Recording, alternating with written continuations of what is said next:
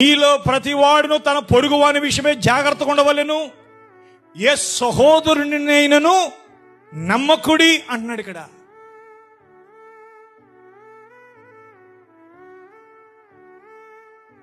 అంత డేంజరా?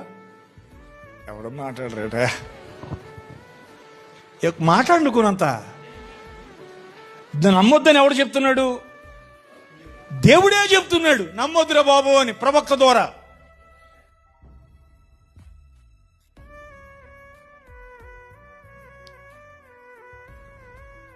నిజముగా ప్రతి సహోదరుడును తంత్రగొట్టై తన సహోదరుని ముంచును. కొంపలు ముంచేసే పనిలో ఉన్నారా ప్రజలు? లేరా? కొంపలు ముంచాలి అని అంటే మీ శత్రువుని కొంప ముంచుతాడా? నీ విరోధిని కొంప ముంచుతాడా? నీ శత్రువుని కొంపముంచడు, నీ విరోధిని కొంపముంచడు. నువ్వెవడైతే నా పొరుగువాడు అనుకుంటున్నావో, నువ్వెవరైతే నా సహోదరుడు అనుకుంటున్నావో వాడే నీ కొంప ముంచేస్తాడు. ముంచేశారు, ముంచుతానే ఉన్నారు. నమ్మొద్దు అంటే దాని అర్థం జాగ్రత్తగా ఉండని. ప్రతి ఓడి మీద నమ్మకం పెట్టేసుకోకు. ఎవడెప్పుడు ఎలా మారిపోతాడో తెలీదు. ఎవరిప్పుడు ఎలా మారిపోతుందో తెలియదని చెప్పండి అమ్మా. నమ్ము, ప్రేమించు, గౌరవించు, ఎటునవారండి. కానీ నమ్మకం దేవుని మీదే పెట్టుకో. అంటే ఆ బంధం ఎప్పుడైనా తెగిపోవచ్చు. ఈ సహోదరుడనే బంధం ఎప్పుడైనా తెగిపోవచ్చు. ఈ పొరుగువాడనే బంధం ఎప్పుడైనా తెగిపోవచ్చు. ఎందుకనంటే వాడు చేస్తున్న కార్యాలను ప్రశ్నించిన రోజున వాడు నీకు దూరం అయిపోతాడు. వాడే నీకు విరోధం అయిపోతాడు. ఎవడో ఎక్కడి నుంచో వచ్చి ఈరోజు అవాడు నీకు నేను నమ్మానురా నిన్ను, నేను నమ్మానమ్మా నిన్ను, నేను నమ్మానురా నిన్ను అంటే నమ్మటమే నువ్వు చేసిన తప్పు. నమ్మొద్దని ఆయన చెప్పాడు, నమ్మానని నువ్వు చెప్పావు. మరి నమ్మకపోతే ఎలాగండి? నమ్మొద్దు, ప్రేమించు, గౌరవించు. అర్థమైందండి? నమ్మద్దు, ప్రేమించు, గౌరవించు, చేతనైతే సహాయం చేయి. ఎంతవరకు ఉండాలో అంతవరకు ఉండు. ఒక లిమిట్స్ అనేవి నీకున్నాయి, కొన్ని హద్దులు నీకున్నాయి. లేదంటే వాడు అలాంటి వాడు కాదు, ఎలాంటి వాడు నీకేం తెలుసు? ఆమె చాలా మంచిది. మంచిది అనిపించుకోవడానికి జీవితకాలం అంతా కావాలి. మంచివాడు అనిపించుకోవడానికి ఎంతకాలం పట్టుతుంది? చెప్పరేంటారు బాబా?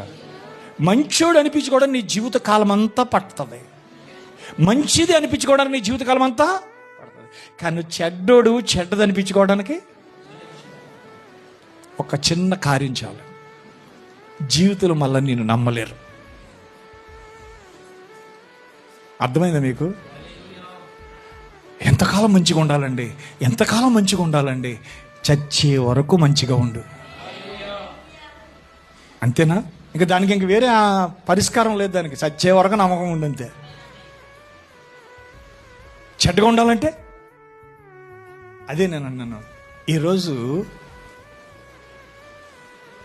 చెడు హృదయమును ప్రేమగల మాటలు విన్నారు కదా? మన వాక్యం ఎక్కడ చెప్పన్నది? చెడు హృదయమును ప్రేమగల మాటలు. ఈరోజు లోకమంతా ఉన్నది అదే. Sister God bless you, brother అన్నా వందనాలు. కానీ లోపల ఎలాగుంది? నీ మనస్సులో ఏముంది? నీ తలంపులు ఏముంది? మరి దాన్ని తప్పని దేవుని దగ్గర పశ్చాత్తాపడుతున్నావా? ప్రభా, ఇటువంటి ఆలోచన నాకు రావటం తప్పు ప్రభువా, ఇలా ఊహించుకోవడం తప్పు ప్రభువా, ఇలా ఆశపడటం తప్పు ప్రభువా, ఇలా ఆలోచన చేయడం తప్పు ప్రభువా, నన్ను క్షమించు ప్రభు అని ప్రతి ఉదయం ప్రతి సాయంకాలం నీ దేవుని సందులో ప్రార్థిస్తున్నావా?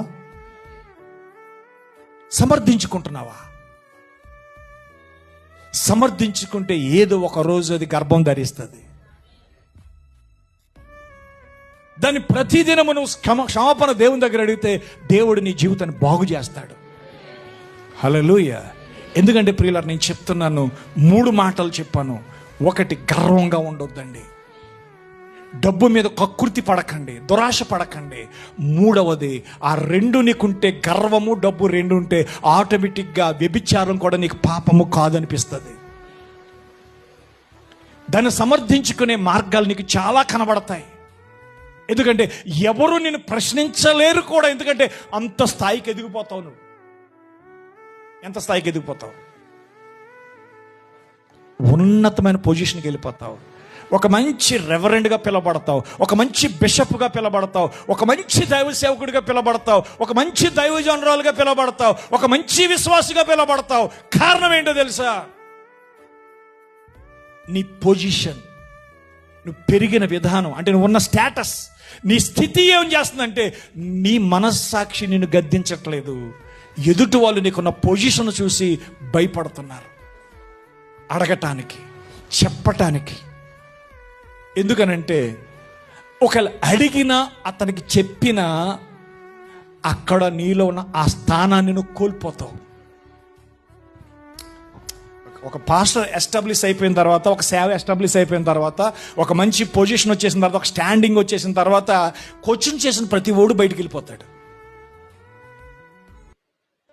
అర్థమవలేదు నేను చెప్పింది? కోచింగ్ చేసే ప్రతి స్త్రీ బయటికి వెళ్ళిపోద్ది. కారణం ఏంటో తెలుసా? అతనికి గర్వం ఉంది. రెండవది, చేతి నిండా, బ్యాంక్ నిండా స్టేటస్ ఉంది అతనికి. అతడు ఏం చేసినా చెల్లుతాదు అనుకునే పరిస్థితి ఉంది. ఎందుకనంటే అక్కడ గుడ్డిగా నమ్మే కొందరు ఉంటారు. అక్కడ ఎవరు ఉంటారండి? గుడ్డిగా నమ్మే కొందరు ఉంటారు. నోరు లెగిస్తే వీడు ఎక్కడ నొక్కాలి అక్కడ నొక్కుతాడు ఈ పాస్టర్, ఆ విశ్వాసిని. ఎందుకంటే ఆ విశ్వాస యొక్క లోపాలని ఈ పాస్టర్కే తెలుస్తుంది. ఆడి ఫ్యామిలీ బ్యాక్గ్రౌండ్ అంతా వీడికే తెలుస్తుంది.